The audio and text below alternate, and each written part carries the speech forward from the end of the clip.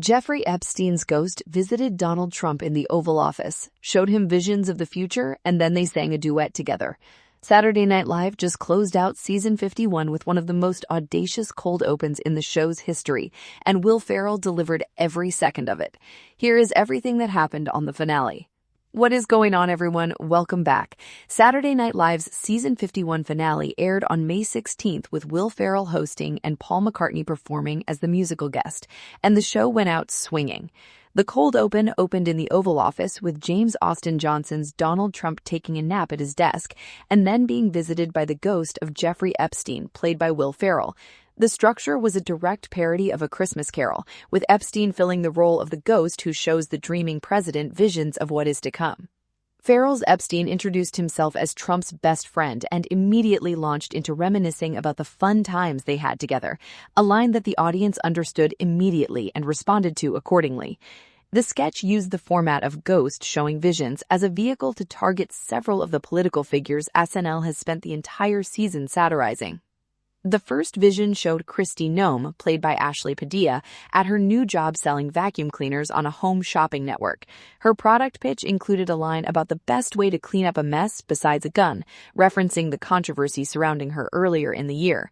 The second vision showed Pete Hegseth hosting a podcast alongside Kash Patel, with Aziz Ansari returning once more in his now iconic Patel impression, while Patel drank from a giant beer bong. Ferrell's Epstein then informed Trump that 6 months in the future, the war in Iran would be over, and America came in second. The line landed as one of the biggest laughs of the sketch.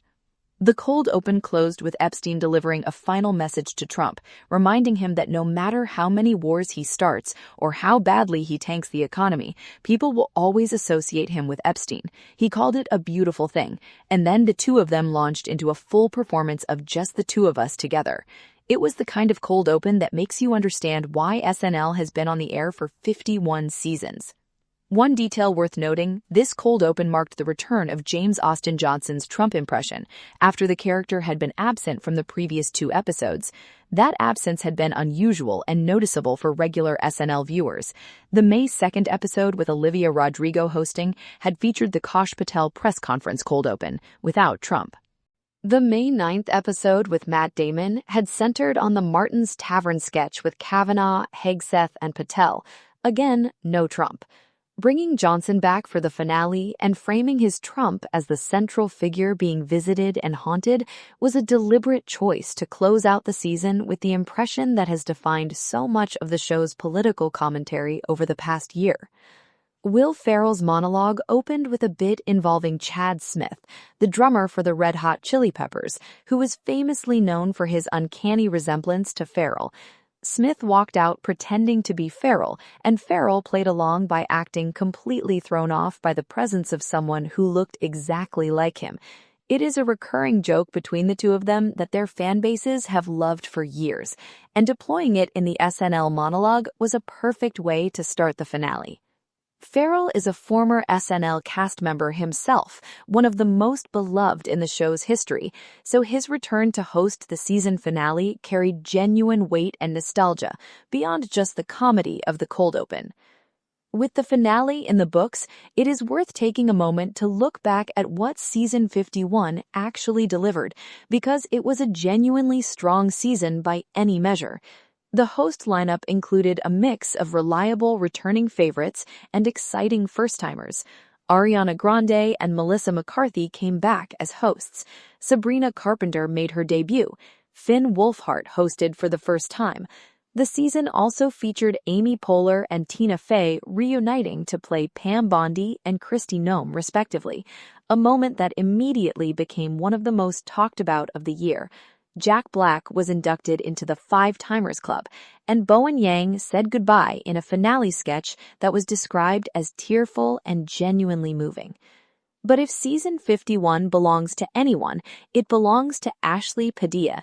In just her second year as a cast member, Padilla became the undeniable breakout star of the season. Her impression of White House Press Secretary Carolyn Leavitt became a recurring fixture of the cold opens. Her original character work, a woman with a terrible haircut, an annoying coworker who keeps inserting herself into lunch conversations, generated some of the biggest sketch responses of the year.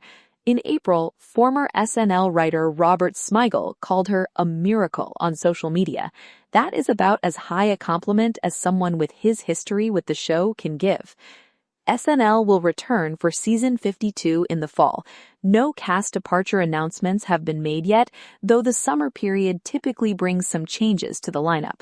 After a season this strong, capped by a finale cold open that people will be talking about for a long time, the bar for season 52 is going to be high. That is the full breakdown of the SNL season 51 finale and everything the season delivered. Drop your favorite moment from the whole season in the comments. Hit like, subscribe, and we'll see you in the next one.